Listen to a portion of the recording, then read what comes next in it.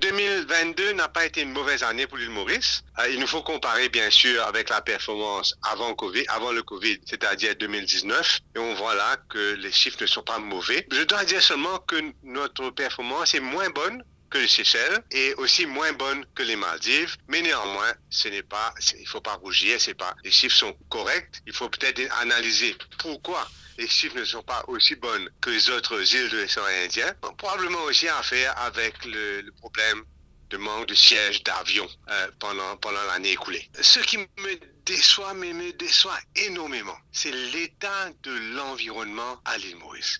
Il faut se dire que quand quelqu'un quitte son pays, il n'est pas pour venir dans un endroit touristique qui ressemble à une poubelle. Et Maurice, surtout, c'est certaines périodes autour de l'année, etc., les plages sont sales, les Mauriciens jettent les détritus partout, il y a il y a du plastique, il y a des feuilles de papier, il y a tout.